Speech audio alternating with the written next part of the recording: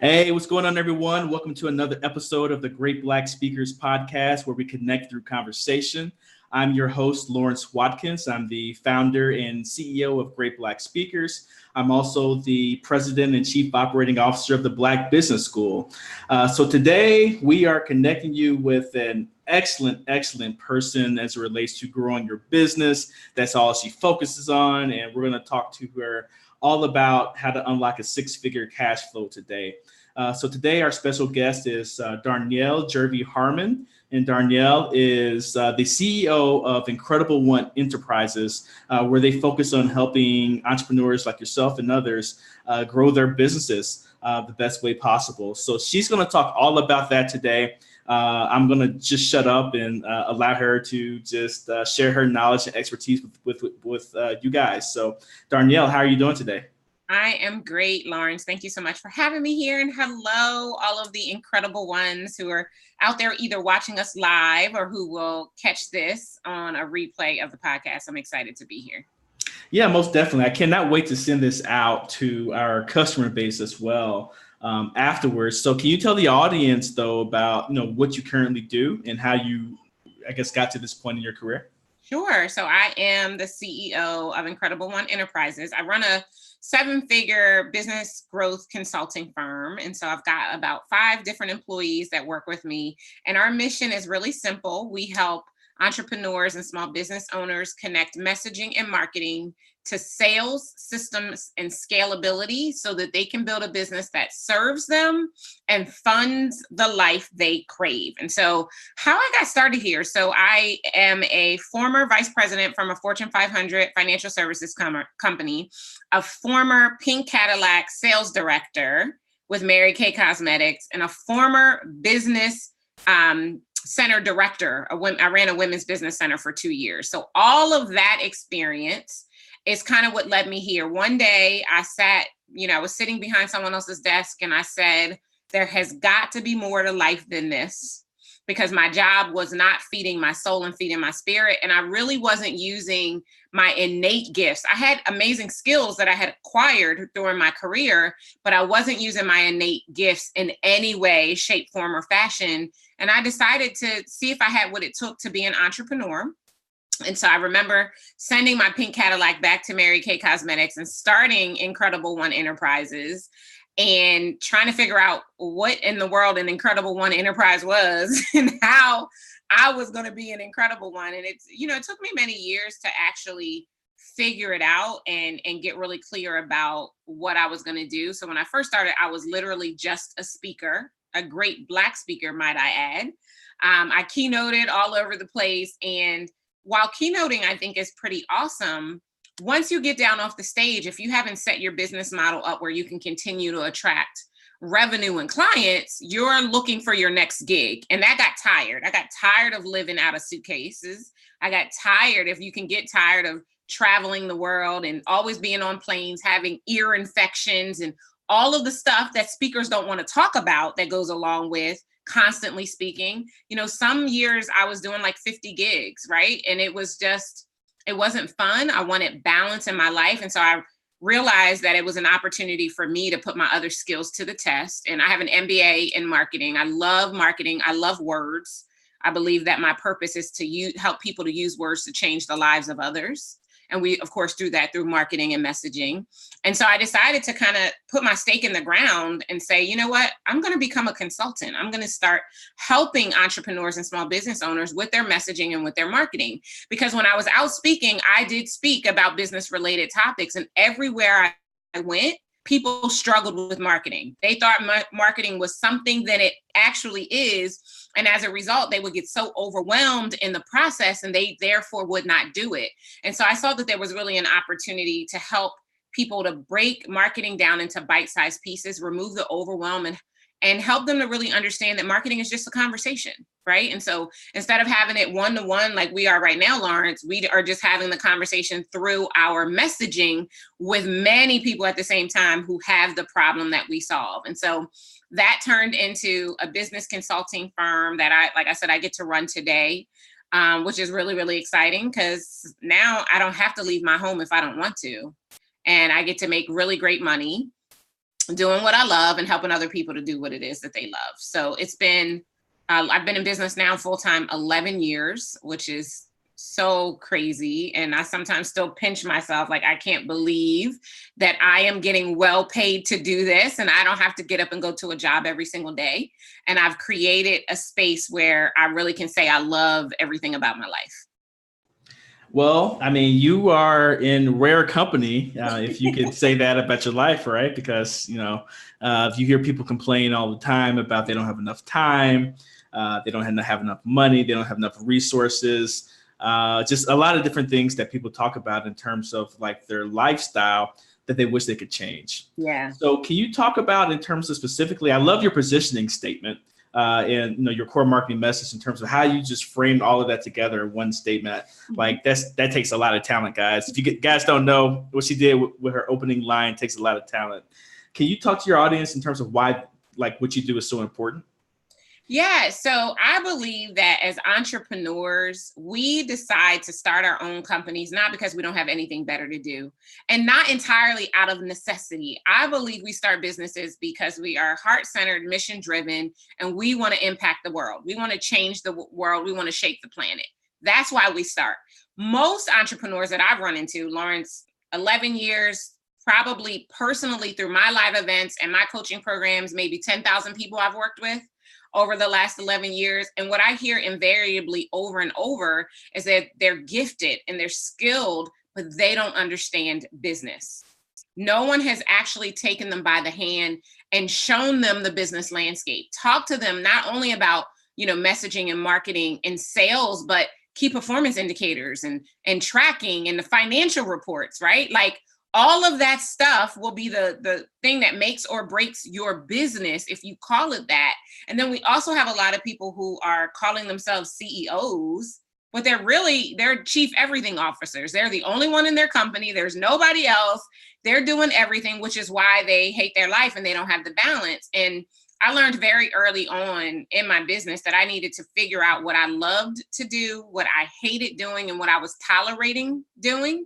And I figured out how to delegate everything I hated to do and tolerated doing, so I could only do the part that I love. And that's the business that I have today. And just for those of you who are watching, please do not misunderstand me. I did not wake up like this. It was a journey and a process. I always say no one goes to bed a blunder and wakes up a wonder. So the first part is getting really clear about what you want, and getting clear about what you want without justification or supplication. You don't need to explain to anybody why it is you want what it is that you want. You just have to want it bad enough to do the work to get it. That's it. And so for me, I took the time to do that work because, like I said, I didn't like being on the road all the time. I didn't like living out of a suitcase. I didn't like not having anyone to share my life with because I was gone forever. And so I had to figure out how to take this love for speaking and standing on a stage and turn it into a viable business model that would give me the support that I wanted so I could change the way that my life showed up for me. And so in doing that and figuring out how to create the right systems and hire the right people, I have started to teach other people, people who may or may not be speakers as a profession, how to do the same thing. Because I don't want to be the only person who is enjoying their life and making ridiculous amounts of money. I don't want to be the only girl who's doing that. I want to help as many people as I can with it. And so when I talk about unlocking six-figure cash flow, for me, the big thing there is we're not talking about having a six-figure business, right? Because most people who make $100,000 a year are still broke. You don't have enough money to hire the people you need to put in place so that you can truly be the talent in your business and not everything. So we're talking about getting your business to $500,000 at least. I think business gets good if you're making $500,000 because you can pay yourself six figures, right? And you can have six figures to pay your team and all the other things that you want to be able to enjoy, plus to run your business every single day. So for me, it's about getting people to that first vantage point. And I don't like the statistics that occur around small business. Roughly 90% aren't making six figures a year. Only about 10% are. And of that 10%, only like 3% are making seven figures. Like legitimately making seven figures, not the people who are making seven figures, but they're spending 900,000 of it on Facebook ads to make $1 million, like people who are actually have all the systems in place. So for me, that's what I want to do. Like, I just want to help people figure out the business landscape and figure out how to work it so that it works for them, so that they can stop being slaves to themselves and their business and actually get to enjoy some of the freedom that we all became entrepreneurs to experience. Love it. Love it. And, I think that's excellent in terms of what it is that you're doing. And you explained it so well in terms of why it's important. And after this quick commercial break, I want to jump back into your previous experiences in terms of how you got to this point and like how that shaped what you currently do. And then also we'll start to talk a little bit about like some tips and other strategies that people can deploy to get to the point to where they are doing 6-figure cash flow for their companies. But before we do that, if you guys, I'm here, I guess there's a reminder, I'm here with Darnyelle, Jervey, Harmon, and Darnyelle is the CEO of Incredible One Enterprises. And what they do is they help grow businesses, and that's it. And that's very, very important. And if you can do that one thing, you can make a lot of money doing so, as she has mentioned so far. If you like this video, please go ahead and press the thumbs up button on YouTube. Also, make sure that you share this video with friends, family, acquaintances, co-workers, whoever you think will benefit from this conversation we're having today about implementing and putting in business systems and just things that are necessary to make sure that you can create and grow a business. Also, make sure that you subscribe to our YouTube channel as well, the Black Financial Channel. So we want to bring you the best Black financial experts that are on this planet, and Darnyelle is definitely one of them. So if you want more interviews like the one we're doing today, please go ahead and press the subscribe button. Last but not least, go ahead and head over to theblackbusinessschool.com.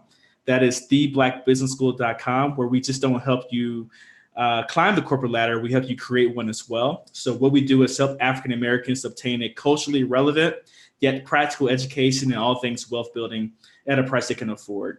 So if you're looking to leave a lasting legacy for your family, come over to the Black Business School. If you're looking for location independence and freedom in your day-to-day life, head over to the Black Business School. Also, if you're looking just for stability that's long-lasting, head over to the Black Business School as well. We have classes on real estate investing, stock investing, also small business entrepreneurship, as well as many, many other things. So if you're looking to increase the wealth of your family through the use of financial instruments like businesses and stocks and so forth, come and check us out at theblackbusinessschool.com. All right. So Darnyelle, let's talk about just all these different experiences that you have and how they have led to this point in your life to where you become an expert on helping others grow their businesses. So you've worked in direct sales with Mary Kay.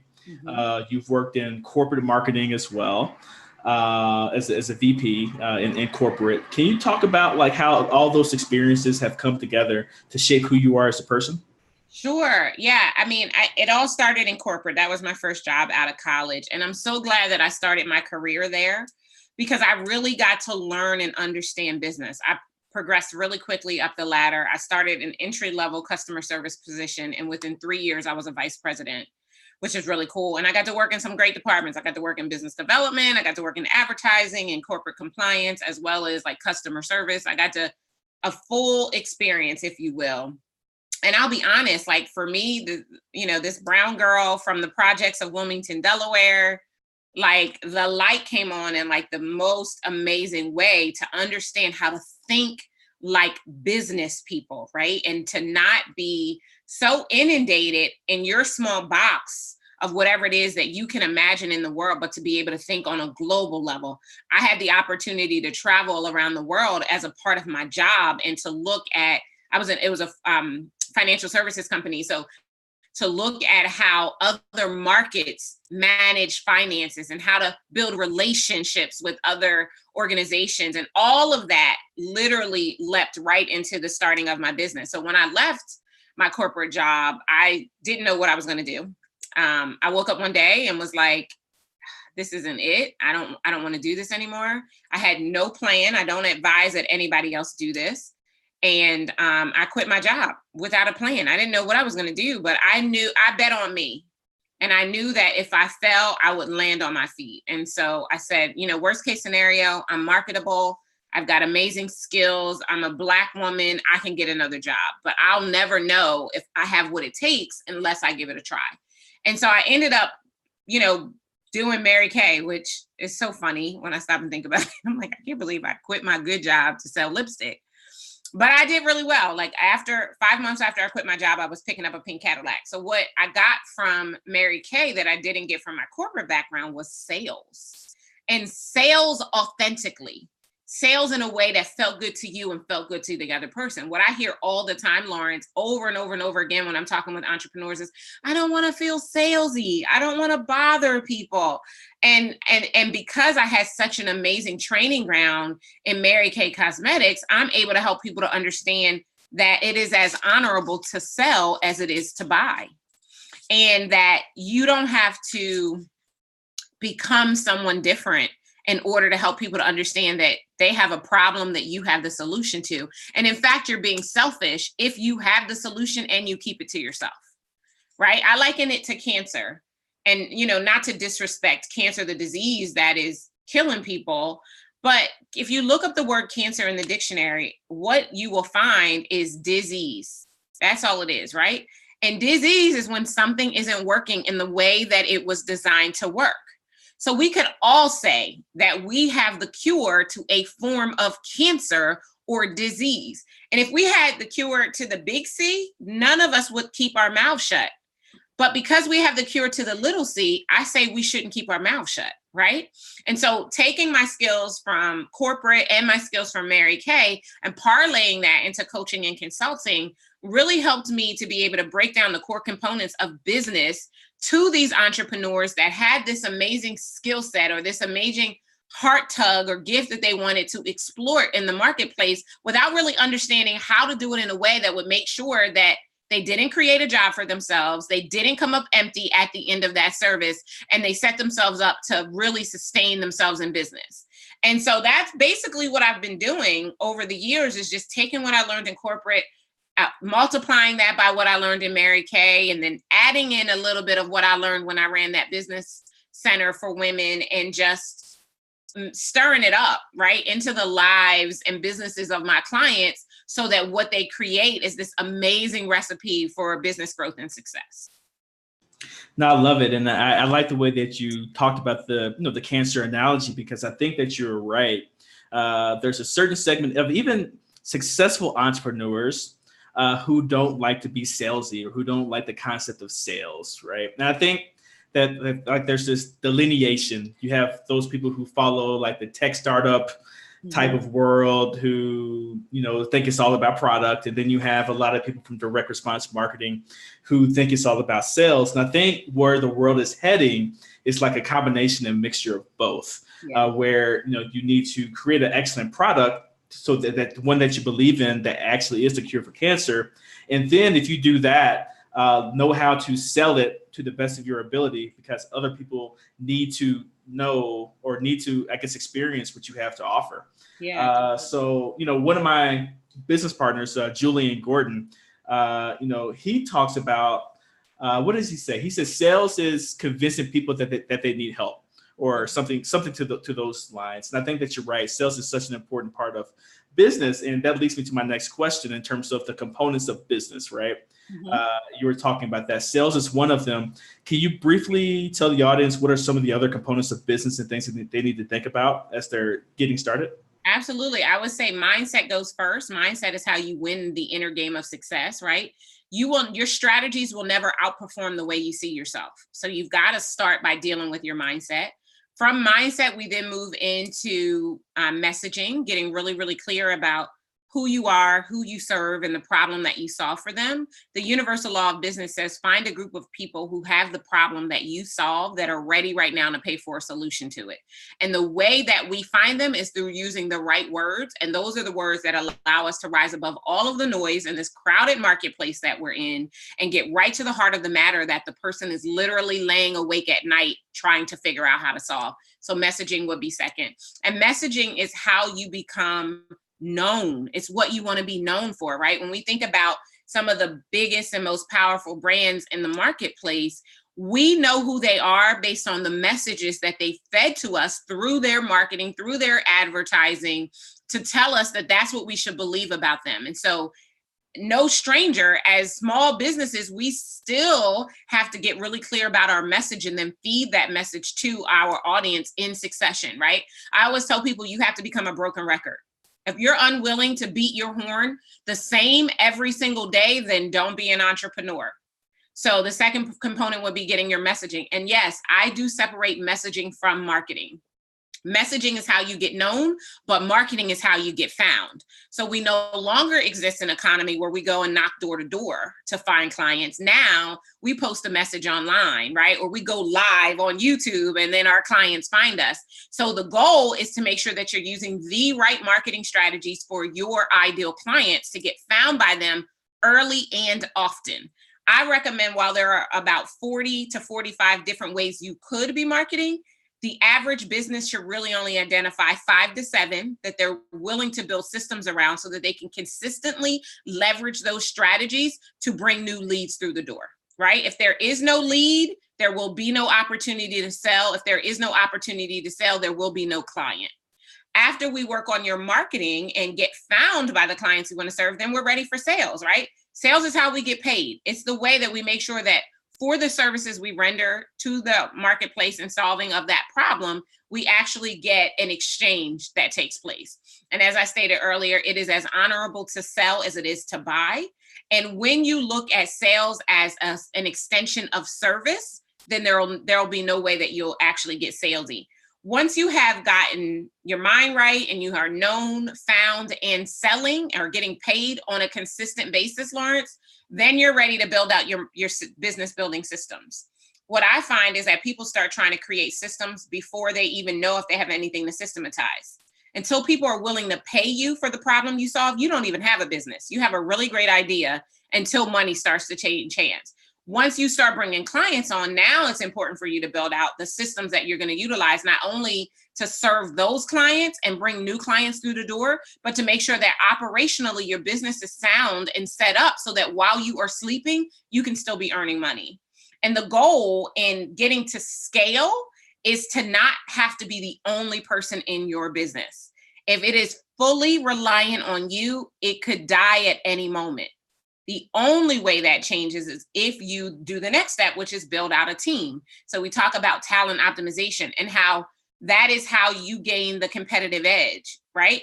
Everybody who does what you do technically does what you do. So the only differentiator you will ever have is you and your people. How are you training up these people? How are you teaching them about your brand promise and your brand integrity and your brand equity in such a way that they are willing to shout from the rafters about your brand? Our goal is to find those people who want to help us to expand our footprint and help us to get in front of more people than we might have been able to get to on our own. And then last but not least, after we've done all of this work, and I'm probably making it sound much more easy than it is, then we're ready to start talking legacy. That's when we want to start thinking about succession planning or exit planning, because some of us think we're just going to run our businesses until we get on our deathbed and then they're just going to die. But you've created amazing intellectual property. You've identified some core systems that you can teach to other people or sell to other people so that the work that you've done continues to live on long after you've decided to take your shingle up from off the wall.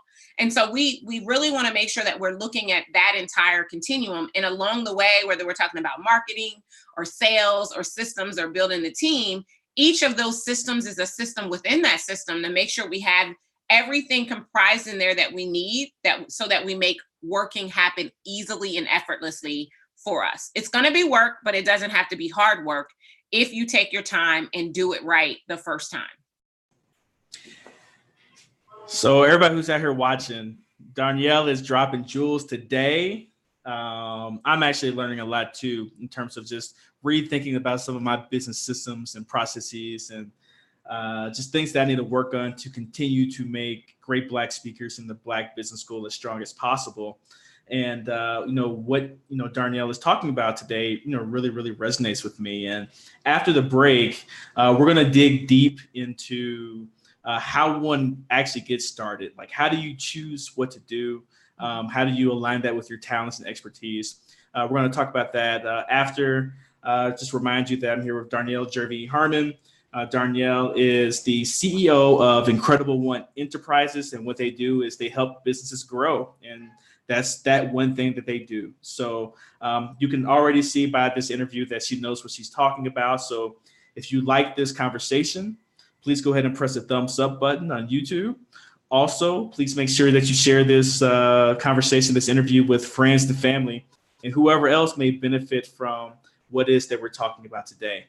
Also, make sure that you subscribe to our Black Financial channel if you want to receive more videos like this and others in the future, where our job and what our goal is to help increase the Black wealth or the wealth of the Black community. And one way to do that is the creation of strong Black businesses. So my brother Boyce, he always talks about the Black core of three, right? So we must educate our own children, we must create strong Black businesses, and we must support the businesses that we create. And Darnyelle is an expert, especially on point number 2, in terms of how do you go about creating strong businesses. Last but not least, head over to theblackbusinessschool.com. That is theblackbusinessschool.com, where we just don't help you climb the corporate ladder, we help you build one as well. So what we do is help African Americans obtain a culturally relevant yet practical education in all things wealth building at a price they can afford. So if you're looking to increase your independence and freedom, please come over and visit us. If you're looking to build a legacy for your family for generations to come. Also, if you're looking just for stability, for retirement, and just long-term financial planning, we're the place for you. So we have classes on real estate investing, stock investing, and small business entrepreneurship, as well as many other things. So please come over to theblackbusinessschool.com and check us out. So Darnyelle, let's talk a little bit in terms of how one goes about getting started, because we talked a lot about just the entire system, what people need to think about before they start a business. But how do you choose what business to actually start? Like, what does that process look like in terms of where do you want to dip your toe in to begin with? Can you talk about that a little bit? Absolutely. I would say you start a business that solves a real problem, right? And I know that might not really give you a lot of help. So let me break it down for you. And the reason why I say that is again, because we talked earlier about the universal law of business, which says, find a group of people who have the problem that you solve that are ready right now to pay for a solution to that problem. So whatever you're doing needs to solve a problem. If you are a great singer and you have an amazing voice, but no one wants to hire you to sing at their wedding or bar mitzvah or funeral, then that is not the business that you need to start. And this is where your skills come in, right? So every single day in your career, wherever you work, whether you're a teacher or a nurse or you work in corporate America, you've been gaining skills. And these skills are what I like to call transferable, meaning they can go from industry to project. There are things that you learn that you can leverage consistently to help other people do them. So the first thing I would tell you to do would be to do a skills inventory. Write down everything that you do extremely well enough for you to have been given praise for it at some point in time, whether that's in a performance appraisal, whether that's in the choir at church, wherever you have gotten praise for these skills, I want you to jot them all down. Once you jot all of those skills down, the next thing that you want to do, and so in the column next to it, is how these skills solve a problem and what is the problem that they solve, right? So you're going to create 2 more columns. So the next, right next to the skill is going to be how do these skills solve a problem? And then what is the problem that I most want to solve using this skill?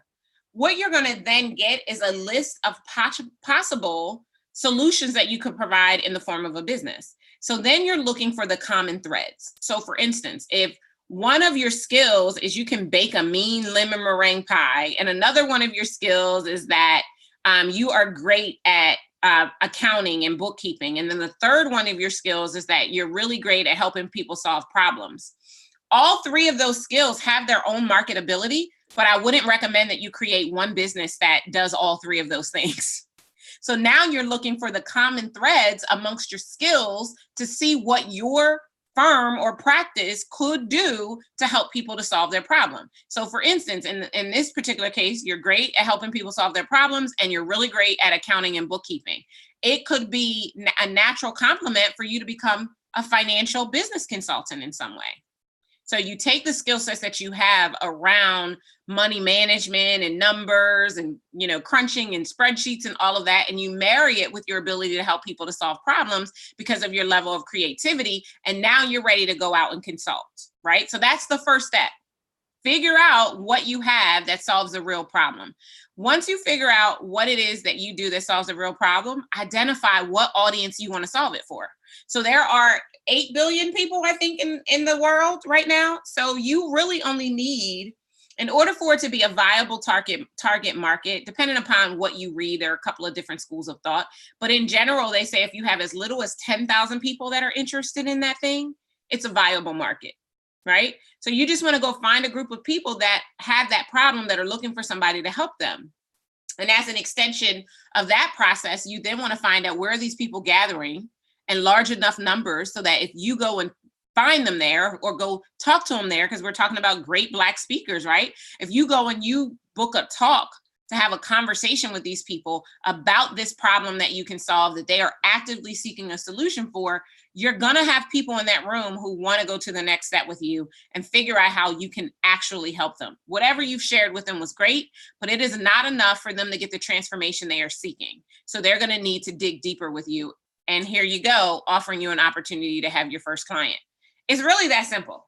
What you charge when you're first getting started, my opinion is you don't look at what the industry is charging. Who cares what your industry is charging?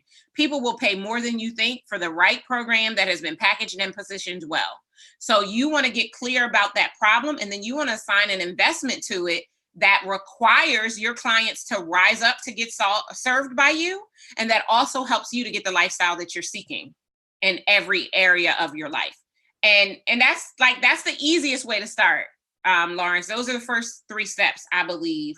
And I think just if you take the time and do those first 2 activities, that'll give you a great starting ground for figuring out what you want your business to be. And for those of you who are speakers, it will also give you a great idea about what you should get yourself booked to speak on. Yeah, no, that's great. And I like the fact that you called it simple as well, right? Because it's not a complicated process in regards to going through all of this.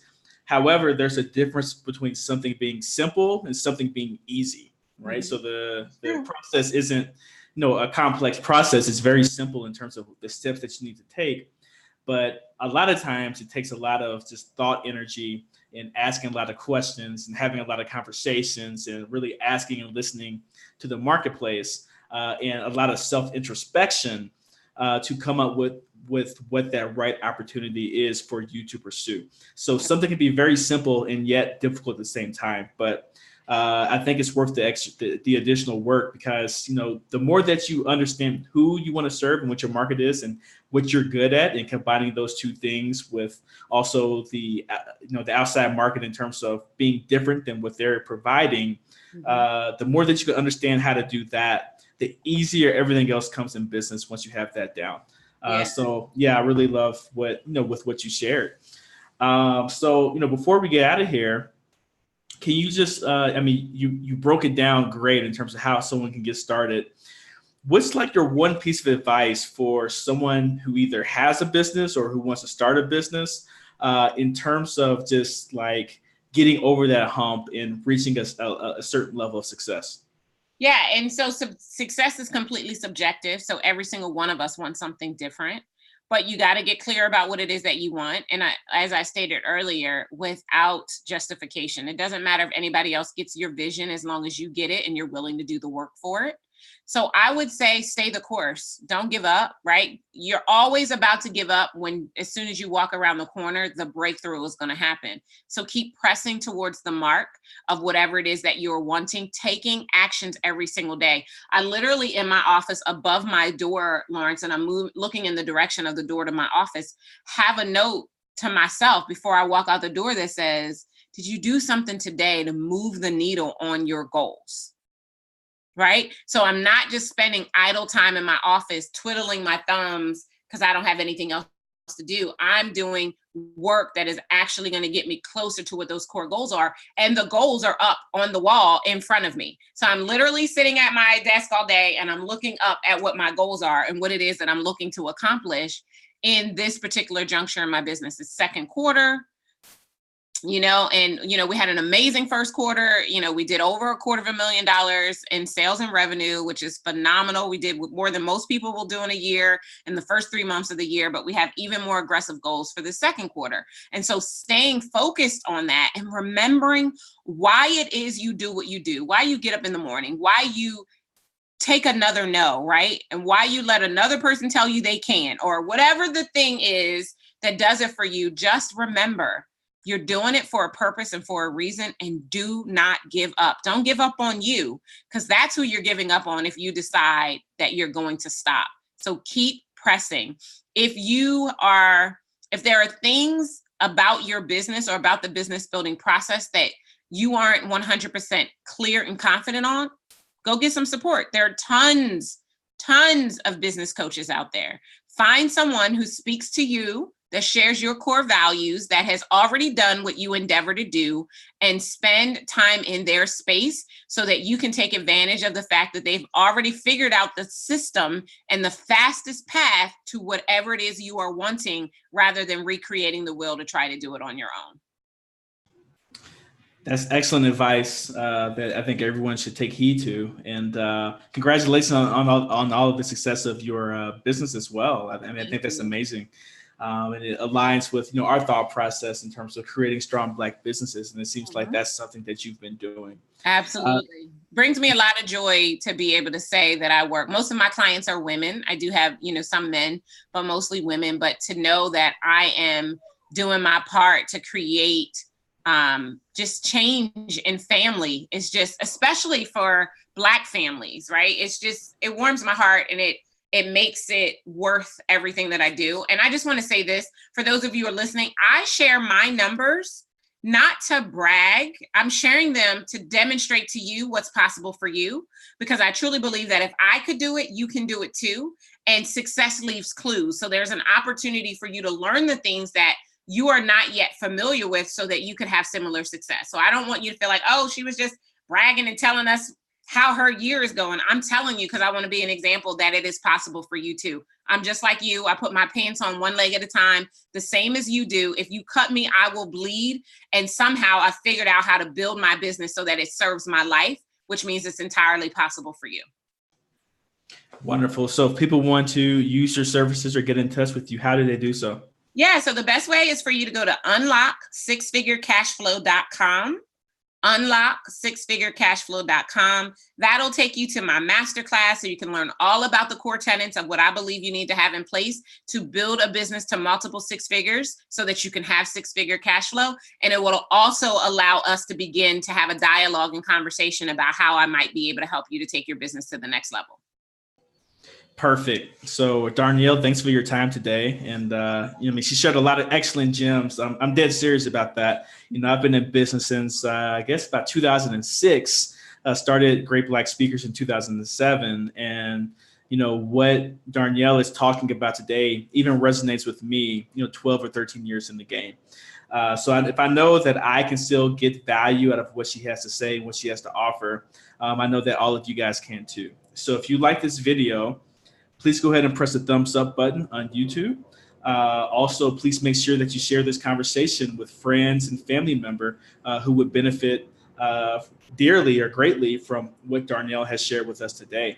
Last but not least, make sure that you go ahead and subscribe to the Black Financial Channel.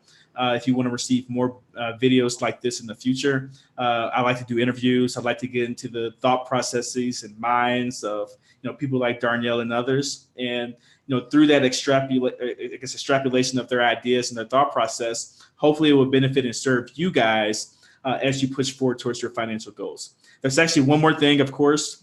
Please go ahead and head over to theblackbusinessschool.com. That is theblackbusinessschool.com, where we just don't help you climb the corporate ladder. We help you build one as well. So what we do is help African Americans obtain a culturally relevant yet practical education in all things wealth building. So real estate, stock market, entrepreneurship, we have it all. So please head over to theblackbusinessschool.com. So on behalf of Darnyelle, Jervey, Harmon, my name is Lawrence Watkins. I'm the founder and CEO of Great Black Speakers, also the president and chief operating officer of the Black Business School. You guys take care and have a great day. Bye-bye.